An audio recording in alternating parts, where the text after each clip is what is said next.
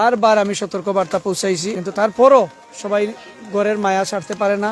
28 তারিখ থেকে আমরা মাইকিং করছি, দলগুলোকে আমরা অ্যাক্টিভ করে ফেলেছি। যাদেরকে এরকম ঝুঁকিপূর্ণ জায়গা আছেন তাদেরকে আমরা বাধ্যতামূলকভাবে সরিয়ে নেওয়ার চেষ্টা করব। 4 জন পরিবার, খুবই হৃদয় বিদারক এবং মর্মান্তিক ঘটনা যে একই পরিবারের স্বামী স্ত্রী, এক ছেলে এক মেয়ে, একসাথে 4 জন এই পৃথিবী ছেড়ে চলে গেছে। আমি গতকালকে সারাদিন বারবার আমি সতর্কবার্তা পৌঁছাইছি এবং এটা সারা ইউনিয়নবাসী জানে। আমি নিজে ব্যক্তিগতভাবে এই প্রচার সবচেয়ে বেশি করে থাকি যে ঝুঁকিপূর্ণ জায়গায় কেউ না থাকার জন্য, কিন্তু তারপরও সবাই ঘরের মায়া ছাড়তে পারে না, আশ্রয়কেন্দ্রে যেতে চায় না, অন্যের বাড়িতে যেতে চায় না, যার জন্য এই ধরনের দুর্ঘটনা ঘটে যায়। 28 তারিখ থেকে আমরা মাইকিং করছি। আমাদের যেই ইউনিয়নগুলোতে টিলা আছে, যেখানে ঝুঁকিপূর্ণভাবে বসবাস করে, ওই জায়গাগুলোতে আমরা মাইকিং করছি এবং লোকজনকে সরিয়ে নেওয়ার চেষ্টা করছি। আনফর্চুনেটলি এই জায়গাটাতে একটা দুর্ঘটনা ঘটে গেছে।